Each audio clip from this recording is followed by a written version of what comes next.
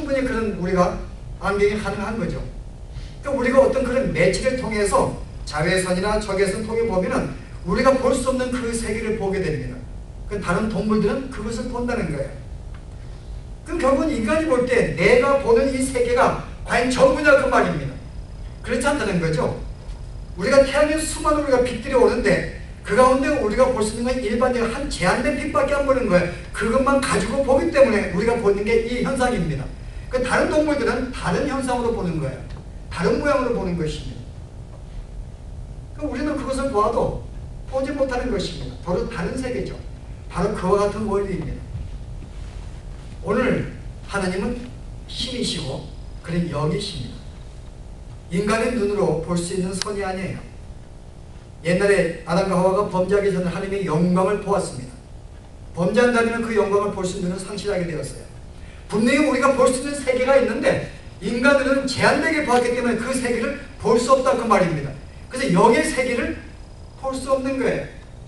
그러나 영의 사람은 그 세계를 볼 수가 있습니다. 오늘 이 사람들이 왜 보지를 못하고 깨닫지 못했다고요? 그들은 하나님의 자녀가 아니고 영의 사람이 아니기 때문에.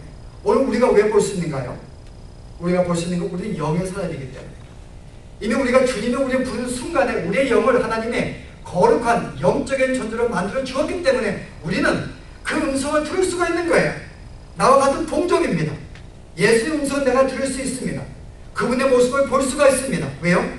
우리는 같은 존재이기 때문에. 그러나 다른 존재, 육적인 존재들은 여기 계신 하나님의 예수님의 그 모습을 볼 수도 없고 존재를 들을 수 없는, 그래서 수없이 그 앞에 눈을 보고 있어도 그분이 메시아인 것을 보지 못하는 것입니다. 수많은 가르침과 음성을 들어도 그 음성의 의미가 무슨 말인지 이해하지 못하는 거예요. 왜요? 그들은 영적인 존재가 아니기 때문에. 쉽게 말해서 영의 눈을 가지고 있지 않기 때문에 그 세계를 볼 수 없는 것입니다. 그럼 여러분은 어떠신가요? 우리는 최소한의 주님을 믿는 자들입니다. 다시 말해서 영의 눈을 가지고 있는 자들이에요. 그렇다면 우리는 주님을 볼 수 있는 자들이고 주의 음성을 들을 수 있는 자들입니다. 얼마나 들으셨는가요? 물론 우리는 다들 그 음성을 듣는 걸로 생각하시면 안 됩니다. 오늘 내용에 볼 때 내가 영의 눈을 가지고 그의 음성을 들었다는 것이 무슨 말인가? 라고 오늘 본문은 우리에게 소개합니다. 그게 뭘까요, 여러분? 오늘 이 소경은, 거지는 주님을 알아보았습니다. 그의 음성을 들었습니다. 그 주님이 내가 바로 메시아를 볼 때 그 음성을 듣고 메시아 앞에 주라고 고백하는 그에게 경배하는 모습을 볼 수가 있습니다. 그는 주의 음성을 들었어요. 근데 음성을 들을 때 그가 처음에 본 것이 뭘까요, 여러분? 지난 시간에 우리가 나눴던 것인데, 바리새인들은 예수님을 여전히 죄인으로 보고 메시아를 발견 못했습니다. 근데 이 소경이 뭐라 그래요? 참 이상하다. 아니, 이 소경은 어느 죄인도 고칠 수가 없는데, 이 땅의 모든 죄인이 지금까지 소경에 고침받은 적이 없는데, 왜요? 모두가 죄인이었기 때문에 고칠 수도 없었고 고침받을 수 없었다고 그가 이야기합니다. 그런데 바로 이가 하나님께 오지 아니했다면 어떻게 내 눈을 낚일 수 있을까? 분명히 그는 하늘에서 하나님께 보내심을 받은 자다라는 것을 발견했습니다. 그 영의 눈을 갖는 순간에 뭘 발견해요? 이 땅의 모든 존재는 죄인인 것을 발견해요. 우리는 죄인이었구나. 하나님을 떠난 존재였구나. 누가 가르친 게 아닙니다. 그가 주님을 보는 순간에, 그런 순간에 내가 죄인임을 고백해요. 어느 이 땅의 누구도 소경을 고친 자가 없다는 죄인인 것을 금방 발견하게 됩니다. 내가 죄인이었구나. 그래서 어느 누구도 스스로 고칠 수가 없구나. 그걸 발견합니다. 그럼 뭘 발견해요? 하나님이 보내심만이 고칠 수가 있다. 바로 이 주님은 하나님이 보내신 하나님인 것을 그가 발견합니다. 바리새인들은 보지 못했지만 이 거지는 그 내용을 보게 된 것입니다. 우리가 영적인 눈을 가지고 보게 되었다는 것은 무슨 말일까요, 여러분? 내가 하나님은 눈에 똑똑히 보았다, 그런 의미가 아닙니다. 하나님이 영이시기 때문에 우리는 영은 눈으로, 육신으로 볼 수 있는 게 아니에요. 마치 바람과 같아서 바람이 불 때 우리는 바람을 볼 수가 없습니다. 그러나 어떻게 할 수 있어요? 나뭇가지의 흔들림을 통해서. 하나님은 영이심에 우리가 볼 수 있는 우리 마음에 감동을 주십니다. 깨달음을 주십니다. 느낌을 주십니다. 내 마음속에 갑자기 내가 죄했던 삶 살고 있는데 어느 순간 내 마음속에 감동을 주세요. 아, 내가 이러면 안 되지. 라는 감동을 주십니다. 말씀을 내가 읽는 가운데서 갑자기 깨달음을 주십니다. 이건 내가 잘못한 것이구나. 왜요? 주님이 나에게 말씀하실 때 우리는 그 말씀을 들을 수가 있습니다. 그래서 우리가 영적인 눈을 가지고 본다고 하는 것은 실제 내가 사물을 본다는 의미가 아닙니다. 그의 음성을 들을 귀가 있고 그 말씀을 이해할 수 있는 귀가 있고 그리고 우리가 영으로 볼 수 있는 내 마음에 느낄 수 있는 그 눈을 갖게 되었다는 것입니다. 오늘 이 소경은 그걸 갖게 되었어요. 내가 죄인이었습니다. 여러분 그런 고백했는가? 정말 여러분이 내가 진실로 정말 하나님을 떠난 내가 죄인이었구나 마음속에 발견하였는가요? 발견하였기 때문에 우리는 영의 눈을 갖기 시작한 자입니다. 그리고 날 모든 것을 고칠 수 있는 분은 세상에 그 어떤 것도 없이 하나님이 보내신 그 하나님만이 나를 고칠 수 있는 고백하는 것. 여러분 그것이 바로 영적인 눈을 뜬 자의 모습입니다. 그래서 이 세계를 본 자는 실제는 다른 사물을 보고 있기 때문에 그런 삶의 가치관이 틀려지게 됩니다. 우리는 똑같은 걸 보는 게 아니에요. 세상의 사람들은 눈에 썩어질 양식을 보고 그게 전부인 줄 압니다. 그러나 우리는 영의 눈을 가지고 그 세계를 보는 순간부터 이것이 그렇게 귀함을 갖지 못합니다. 그리고 우리가 보는 세계가 너무나 귀함을 느끼기 때문에 이 모든 눈에 보이는 세계는 대선물로 여기는 거예요. 그냥 있다가 없어진 것이기 때문에 거기에 우리의 모든 생명을 투자하지 않습니다. 이 땅에 사는 동안에 필요한 것을 알고 적당하게 그것을 우리가 사용하는 거예요. 만약에 더 주면 선한 일에 그것을 씁니다. 거기에 모든 내 생명과 시간을 투자하지 않습니다. 이것을 알지 못하면 70까지 80까지 일하다가 그 벌려고 죽어요. 죽을 때는요 누가 가져가요? 자식이 다 가져가죠. 좋은 일 하지 마세요. 맛있는 거 사드시고. 여러분 그 전도서에 보면 하나님이 인간에게 세 가지의 즐거움을 주었잖아요. 아신대요? 하나님이 세 가지의 즐거움을 주었어요. 뭐라 그랬어요? 먹는 음식. 내가 먹고 마시는 걸 즐거워라 그러면 하나님이 주신 복이에요. 그럼 우리가 먹고 마시는 걸 즐거워할 필요가 있습니다. 주신 복에 먹을 때 기쁘고 마시는 거 먹으면 우리가 마음속이 흐뭇합니다. 그렇지 않아요 여러분? 그래서 아내들은 아셔야 돼요. 왜 남편의 표정이 이렇게 웃지를 못하는가? 맛있게 못 만드니까요.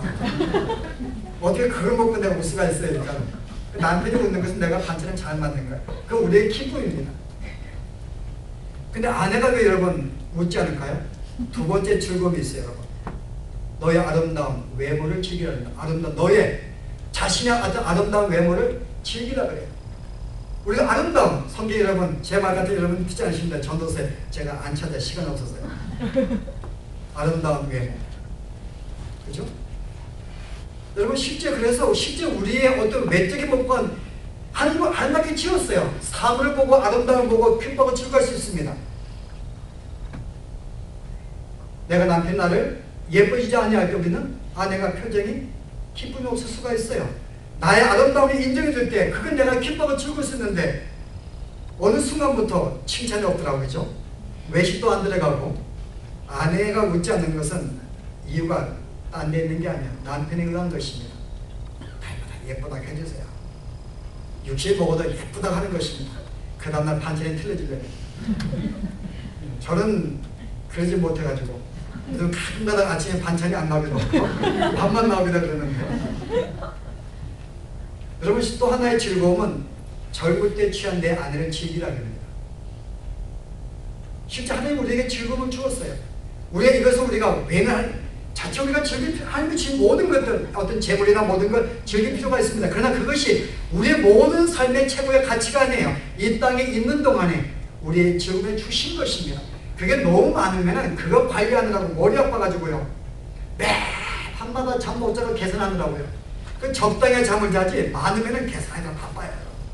그건 내가 뭐 통장에 숫자만 늘어나지 만져보는 것도 아닌데 어쨌든 그다음 우리가 새로운 눈을 보게 되면 이것은 아무것도 아닌 거예요. 발과 같이 배설물과 같은 것입니다. 그 나의 최고의 가치는 뭐예요? 영의 세계, 나의 영원한 생명, 영원한 나의 존재가 가장 가치 있는 그래서 그 삶을 추구하는 것입니다. 여러분 그것이 가장 우리가 잘 보여지는 것이 여러분 탕자의 비유예요. 탕자가 처음에 가진 가치관은 뭐였어요? 그가 내 아버지의 재산을 내가 맞은 몫을 가지고 내가 있다면 얼마나 행복할까? 그걸 내가 쓰면 얼마나 행복할까 생각했습니다. 그래서 아버지에게 재산을 청구했고 정말 손에 쥐었어요. 순간 기뻤죠. 재물을 쓰기 시작합니다. 굉장히 기뻤어요. 근데 재물을 다 탕진하니까요. 어떤 일이 벌어졌어요? 이제 즐거움이 사라졌습니다. 그리고 이제 너무나 배고파가지고 돼지가 먹는 지옥 열매를 먹게 돼 있어요. 근데 그가 숨도 뭘 발견해요? 뭘 발견하는가요? 재물은 한순간이었구나. 이것은 한순간에 즐거움을 줄지 몰라도 나에게 영원한 기쁨을 주지 못해. 그거 없을 때에는, 있는 동안은 모르지만 없으면 나에게 기쁨이 없습니다. 근데 한순간에 뭘 발견해요? 내가 아버지와 함께 있을 때, 실제 아버지와 함께 있을 때 아버지가 가진 모든 것이 내 것이었고 내가 누릴 수가 있었습니다. 아버지가 있는 자체가 나에게 기쁨이었는데, 그거를 발견하고 뭐라고요? 내가 이제 아버지께 돌아가리라. 내가 아버지의 종으로 내가 그에게 처마에서 종으로 있는다 할지라도 내가 아버지께 돌아갔다 이야기합니다. 그의 가치관이 바뀐 것입니다. 탕자는 전에는 손에 보이고 쓸 수 있는 물질이 그에게 기쁨을 주는 알았는데요. 그가 어떠한 고난 속에서 뭘 발견해요? 아버지와 함께는 그 자체가 나의 기쁨이고 나의 모든 것을 발견합니다. 근데 형은 발견하지 못해요. 형이 왜 속상했어요? 나를 위해서 염소 한 마리 안 잡아준 거. 동생이 들어왔는데 동생을 손을 잡아주었습니다. 그 나를 위해서 염소 한 마리 안 잡아주었어요. 근데 그가 형이 잃어버린 거죠. 지금 동생은 그거 발견한 거예요. 이 형은 아버지와 있는 자체가 얼마나 복인지를 알지 못했습니다. 아버지와 함께 있으면서 아버지가 가진 모든 것이 자기인 것을 알지 못했어요. 그런데 그가 가진 것은 그것은 내 거가 아니고 내가 지금 나에게 쓸 수 있는 것, 당장 먹을 수 없는 염소 한 마리가 없기 때문에 그 마음속에 슬픔이 있었다 그 말입니다. 동생은 그거 발견한 거예요. 근데 형은 이미 동생이 가진 그 걸친 과정을 다시 밟기를 원하는 것입니다. 나에게 염소 한 마리를 가지고 주었다면 내가 너무나 좋았을 것을. 그가 뭘 미스했어요? 아버지와 함께 있는 게 얼마나 복인데. 동생이 그거 발견한 것입니다. 여러분, 이게 바로 우리가 신앙의 눈을 가질 때 발견하는 것입니다. 실제는 우리가 가지는 것은 그 어떤 것도 필요한 것이 아니에요. 내가 아버지 자체가 나의 삶의 목적입니다. 그와 함께 동행하는 삶, 그와 함께 교제하는 것, 내가 그의 발에 따라가는 것, 그와 함께 인정을 받는 것, 이것이 나의 모든 삶의 기쁨이고 즐거움이고 나의 모든 삶의 정인 것을 알게 되는 것입니다. 이게 영의 눈을 가진 자의 새로운 각도예요. 그것은 육신의 눈을 가진 자들은 볼 수가 없습니다. 연인의 그들은 눈에 보이는 게 그게 전부입니다. 그러나 우리는 다른 세계를 보기 때문에 이 세계는 우리에게 즐거움이 아니에요. 베드로와 같이 잠깐 있다가 없어질 안개와 같다고 말합니다. 그래서 우리는 거기에 소망을 두지 않습니다. 거기에 너무 집착하지 않습니다. 왜? 우리는 새로운 눈을 가지고 새로운 세계를 보게 되었습니다. 그래서 오늘 이 거지는 어때요, 여러분? 이 소경은 예수님을 보는 순간에 그는 그 모든 것을 그는 다 의미를 부여하지 않습니다. 그의 어머니가 어떠는가, 부모가. 바리새인들이 정말 이해가 사실인가, 곧짠 게 아닌가 알기 위해서 부모를 불렀어요. 분명히 부모는 내 자식이 눈을 뜬 걸 보았습니다. 그 예수님에 대해서 무엇인가 있다고 생각을 했어요. 근데 결국은 고백하지 못합니다. 그 이유가 뭐겠어요? 왜 이 부모가 고백하지 못해요? 축출될까봐.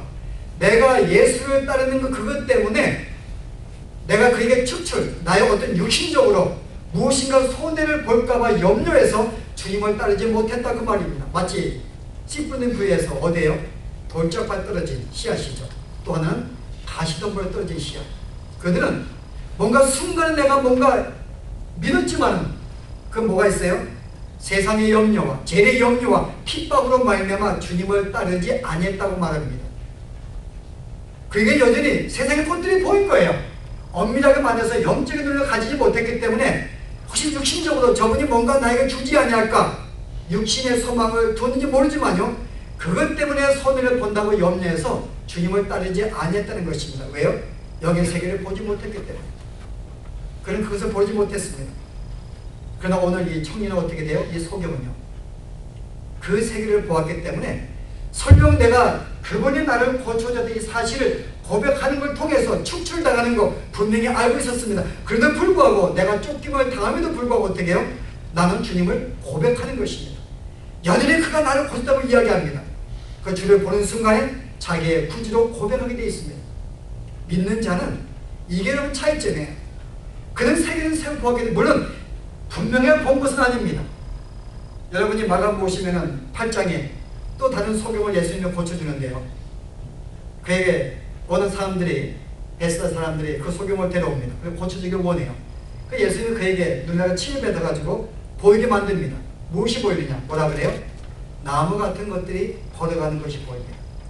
다시 한번 또 안수하며 이제 분명히 사람을 보게 되었다고 말합니다.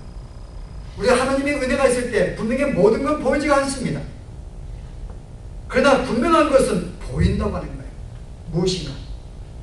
우리의 신앙에 갈수록 점점 분명히 보이지만은 무엇인가 보인다는 것이 보이기 때문에 우리는 그것을 붙잡고 나아가는 것입니다.